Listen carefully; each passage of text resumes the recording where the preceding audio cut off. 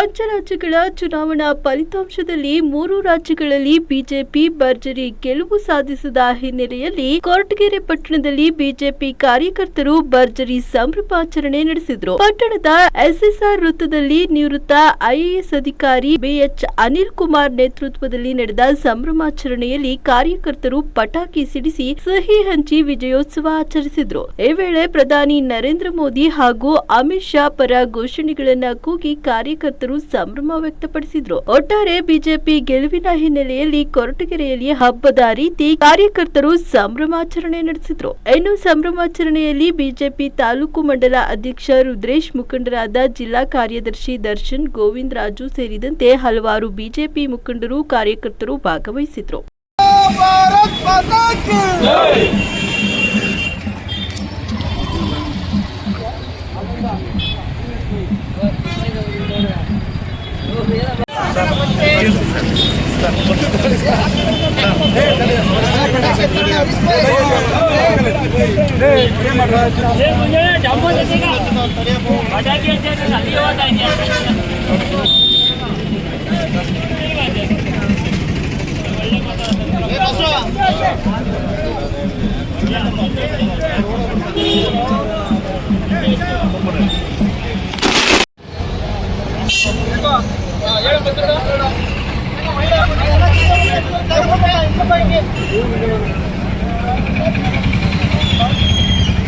ಬನ್ನಿ ಮುಂದೆ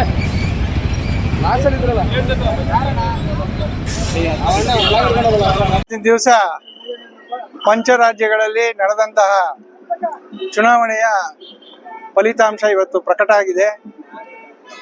ತಮ್ಮೆಲ್ಲರಿಗೂ ತಿಳಿದಿರ್ತಕ್ಕಂಥ ವಿಷಯ ಅಂತ ಹೇಳಿದ್ರೆ, ಬಹಳ ಸಂತೋಷದ ವಿಷಯ ಏನಂತ ಹೇಳಿದ್ರೆ, ಬಿಜೆಪಿ ಪಕ್ಷವು ಮತ್ತು ಅದರ ಸಂಘಟಿತ ಪಕ್ಷಗಳ ಜೊತೆಯಲ್ಲಿ ಸೇರಿಕೊಂಡು ಇವತ್ತು 3 ರಾಜ್ಯಗಳಲ್ಲಿ ಬಹುಮತವನ್ನ ಸಾಬೀತುಪಡಲಿಕ್ಕೆ ಸಾಧ್ಯ ಆಗಿದೆ. ಭದ್ರಕೋಟೆ 30 ವರ್ಷಗಳಿಂದ ಭದ್ರಕೋಟೆ ಆಗಿದ್ದಂತಹ ಟಿಎಂಸಿಯ ಪಶ್ಚಿಮ ಬಂಗಾಳದಲ್ಲಿ ಜಯಬೇರಿಯನ್ನ ಸಾಧಿಸಿ 198ಕ್ಕೂ ಅಧಿಕ ಸೀಟ್ಗಳನ್ನ ಗೆಲ್ತಕ್ಕಂಥ ಒಂದು ಸಂದರ್ಭ ಇವತ್ತು ಚುನಾವಣೆ ಫಲಿತಾಂಶ ನೀಡಿದೆ. ಹಾಗೇನೆ ನಮ್ಮ ಪುದುಚೇರಿಯಲ್ಲಿ 20 ಸೀಟ್ಗಳನ್ನ ಗೆಲ್ಲೋದ್ರ ಮುಖಾಂತರ ಗೆಲುವನ್ನ ಸಾಧಿಸಿದೆ. ಹಾಗೆ ನಮ್ಮ ಪುದುಚೇರಿ ಆದ ನಂತರ ಕೇರಳದಲ್ಲಿ ನಾವು 3 ಸೀಟ್ಗಳನ್ನ ಗೆಲ್ತಕ್ಕಂಥ ಒಂದು ಸಂದರ್ಭವನ್ನ ನಾವು ನೋಡಿದ್ದೇವೆ. ಹಾಗೆ ಅಸ್ಸಾಂನಲ್ಲಿ 99 ಅಂದ್ರೆ ಹಿಂದೆ ಇದ್ದಕ್ಕಿಂತ ಹೆಚ್ಚಿನ ಸಂಖ್ಯೆಯಲ್ಲಿ ಸೀಟ್ಗಳನ್ನ ಗೆದ್ದು ಅಲ್ಲಿ ಕೂಡ ನಾವು ನಮ್ಮ ಸರ್ಕಾರವನ್ನ ರಚನೆ ಮಾಡ್ತಕ್ಕಂಥ ಒಂದು ಕೆಲಸವನ್ನು ಮಾಡ್ತಾ ಇದ್ದೇವೆ.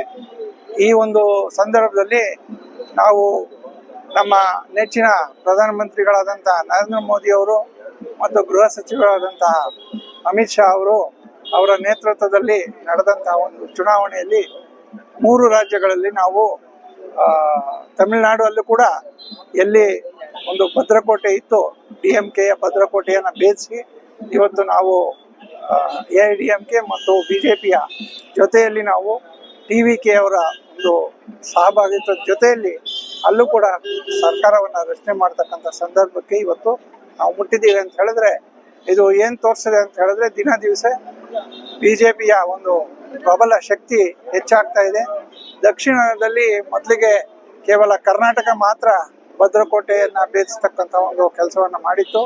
ಆದರೆ ಇವತ್ತು ನಾವು ಬೇರೆ ತಮಿಳುನಾಡು ಮತ್ತು ಕೇರಳದಲ್ಲಿ ಕೂಡ 3 ಸೀಟುಗಳನ್ನ ಗೆಲ್ಲುವುದರ ಮುಖಾಂತರ ನಾವು ದಕ್ಷಿಣ ಭಾರತದಲ್ಲೂ ಕೂಡ ಒಂದು ಬಿಜೆಪಿಯ ಒಂದು ನೆಲೆಯನ್ನ ಸ್ಥಾಪಿಸಲಿಕ್ಕೆ ಸಾಧ್ಯ ಆಗಿದೆ.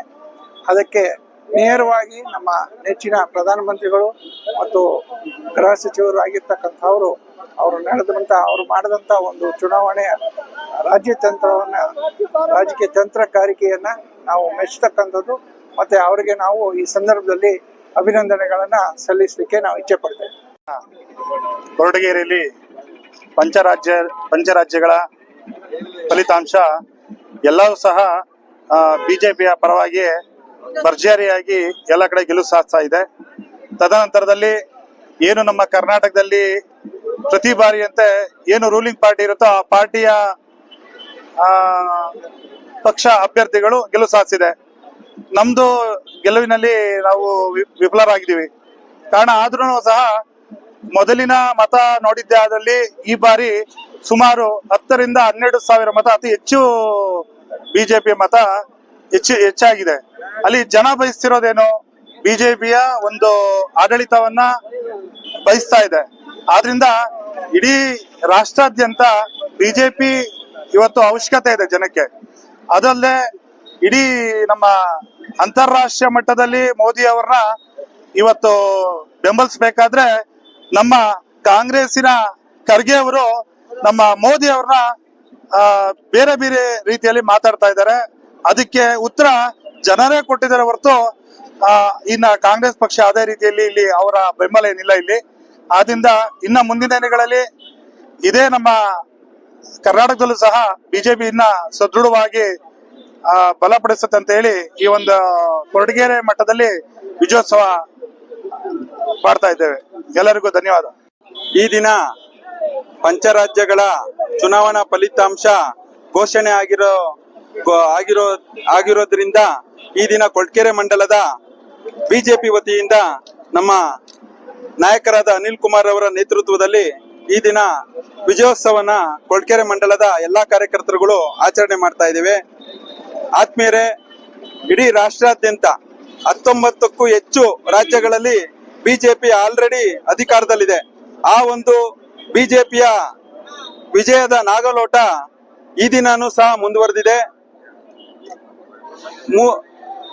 ಮಮತಾ ಬ್ಯಾನರ್ಜಿಯ ಸತತ 15 ವರ್ಷದ ಆಡಳಿತ ಬಿಜೆಪಿ 190ಕ್ಕೂ ಹೆಚ್ಚು ಸ್ಥಾನಗಳಲ್ಲಿ ಗೆಲ್ಲುವ ಮುಖಾಂತರ ಮಮತಾ ಬ್ಯಾನರ್ಜಿಯ ಒಂದು ಸರ್ಕಾರವನ್ನು ಪತನಗೊಳಿಸುವಂತ ಕೆಲಸನ ಬಿಜೆಪಿ ಈ ದಿನ ಮಾಡಿದೆ. ಇಡೀ ರಾಷ್ಟ್ರಾದ್ಯಂತ ನರೇಂದ್ರ ಮೋದಿಯವರ ನೇತೃತ್ವದ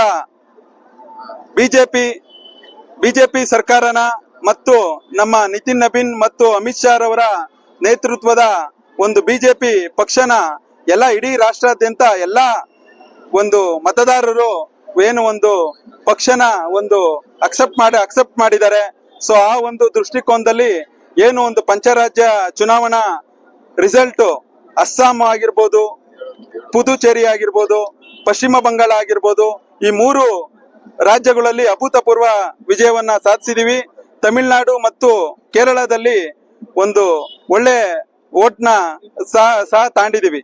ಈ ಒಂದು ಮುಖಾಂತರ ಏನು ಈ 5 ಪಂಚರಾಜ್ಯಗಳಲ್ಲಿ ಚುನಾವಣೆಯಲ್ಲಿ ಮತದಾನ ಮಾಡಿದ ಎಲ್ಲಾ ಒಂದು ಮತದಾರರಿಗೆ ಕೊರಟಗೆರೆ ಮಂಡಲ ಬಿಜೆಪಿ ವತಿಯಿಂದ ಎಲ್ಲರಿಗೂ ಅಭಿನಂದನೆ ಸಲ್ಲಿಸ್ತಾ ಇದ್ದೀವಿ.